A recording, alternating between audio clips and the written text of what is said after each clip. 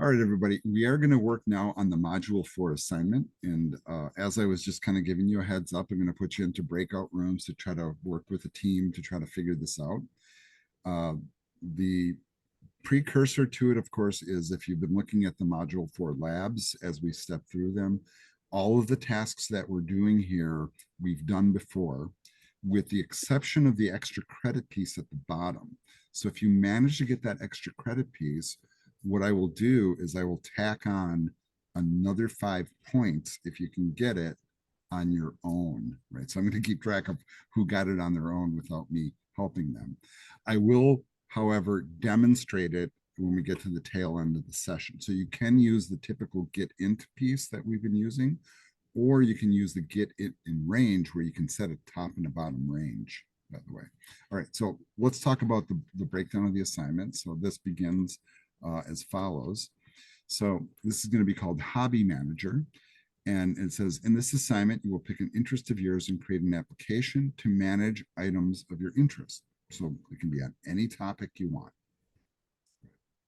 So we will create a class based around your interest. So if your interest is guitars, you create a guitar class. If your interest is candles, it can be candles, right? Whatever your interest is. Include 3 properties, whatever makes sense for your interest. Include an init and a string method. Pre-populate a list with your chosen items with at least 3 items in it. Create a menu that we've been doing that all along, so you could probably borrow from the previous applications. Okay, so your options on the menu will be adds. Okay, that's a typo there. That D should not be there. Adds an item with, okay, so that's a lot of typos there. I'm going to blame Patrick on this one because I copied it from him, by the way.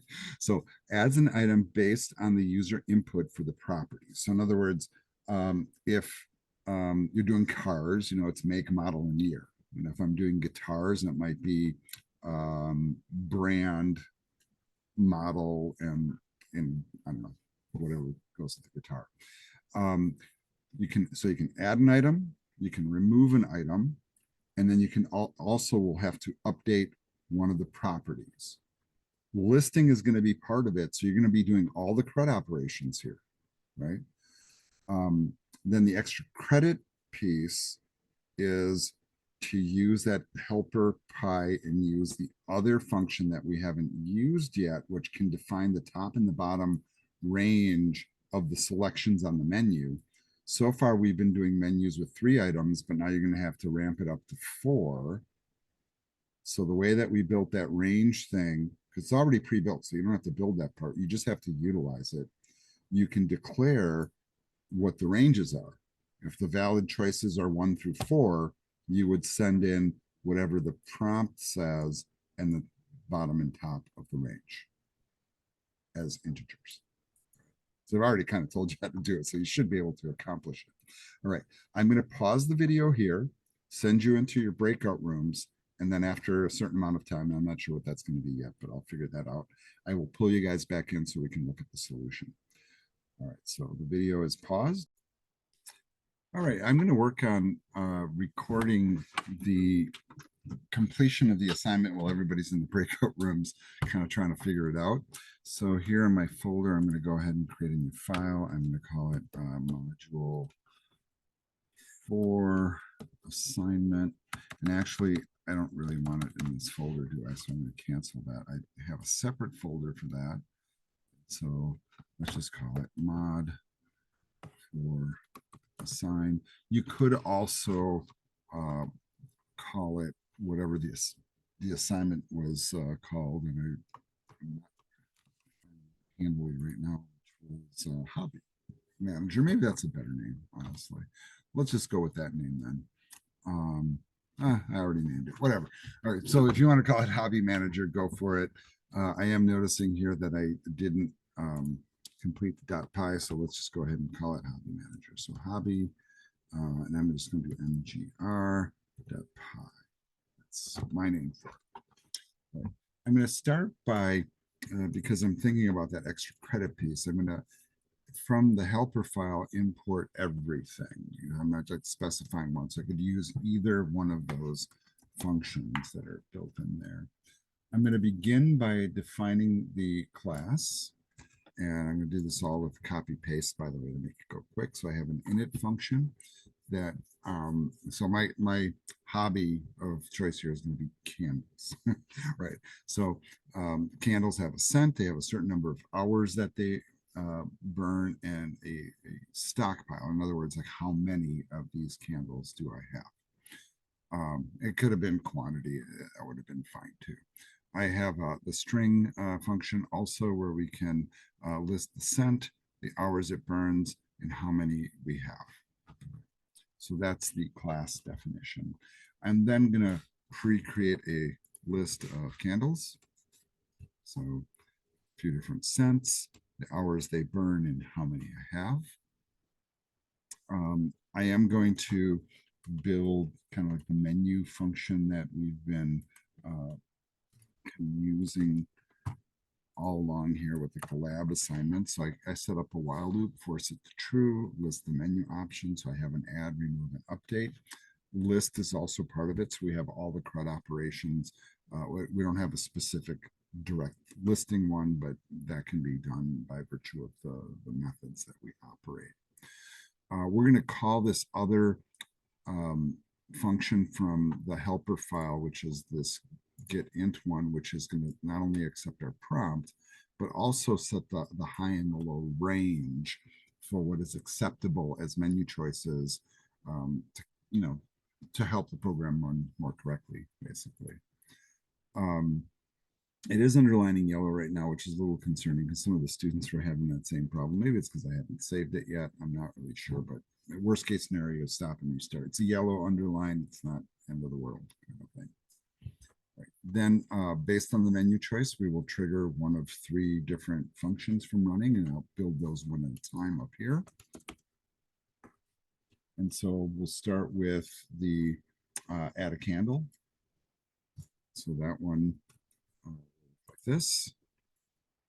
So we'll grab the scent from the user, the hours, that'll be an integer, so we'll grab the get in function, the stockpile, also the get in function from that external file.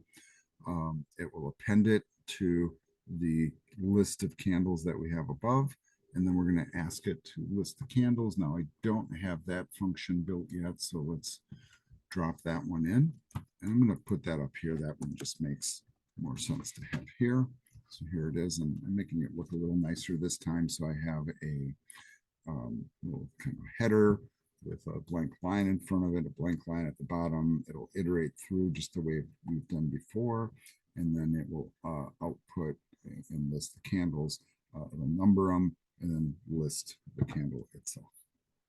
Right. Then we're going to add the remove candle function, which looks like this. We're listing, we get, once again, the integer of which one we want to remove and subtract the one. We've been doing this all along, right? Then we pop it out based on that index number and we list. And then finally, we will have the update. So we'll take one of those candles and we want to change it. So we'll list it. We'll figure out which candle we want to update. Get that index number, subtract 1 again. And then we'll go in and we'll change, in this case, the stockpile or the quantity of them that we have. And we'll prompt again, so how many of the, I don't know, alpine forest scent do we want? And, put in 5 or 10 or whatever number that is. And then we'll relist it to make sure that it worked. All right, so that's going to be the entirety of the program. I'm going to go ahead and run this in a second, but let's just review all the code. So from helper, we're importing everything. We have a class definition, a pre-created list, the list function, the add candle, remove candle, and update candle functions, and of course the menu that drives the whole thing. I'm going to do a Control S to save here. I'm not liking that these are underlining yellow, but it should still work. So here comes the run. And let's pull a candle console up here. So make sure that menu appears correctly. And you know what? I think I'm going to stop and restart Visual Studio Code just to hopefully get rid of that error. So let's relaunch it and hopefully it does get rid of that. Let's close the console. Let's see if that, it's still underlining it, whatever. Not really super worried about it. We're going to run it.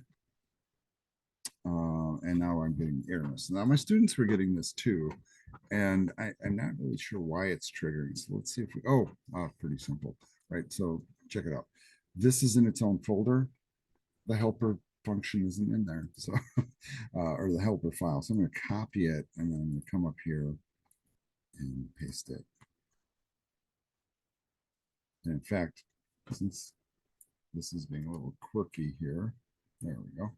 So now it's in there. So now I should have that error go away. Let's just check the underlines here back in the assignment file. Yes, indeed, that is fixed. I'm kind of bouncing around. Okay, let's close this console, relaunch. There it is. Okay, so now it's up and running. So we're going to add a candle. Let's typing it up in the code where we don't want it. So let's type down here, one, add a candle, Irish Spring, reminiscent. How long does the candle last? We'll say 12 hours. How many do you have? 2. So now you can see it's been added to the bottom of the list. All right. Let's go ahead and do a 2 to remove a candle. And let's get rid of that warm apple pie. That's not a something to care for. And we can see it was removed. Now let's choose to update a candle. So the autumn harvest seems like a good one to update. So let's choose 2. And how many autumn harvests do you have? I don't have 5, I have 3. And then we can see that it did update. Let's try to press the number 5 because it's not in the menu. And you can see, and it's telling us please select a number between 1 and 4. So then let's go ahead and try one that makes sense, which is 4 to exit. And we are all done. All right, so that is the solution. And I'm going to go ahead and terminate this recording here and share it with the students later. And then I will share the solution for them when they're done in the breakout rooms, which is going to be in about 10 minutes. So this video ends here, folks. Don't forget to subscribe to the channel if you want to get new video notifications. Thank you for watching.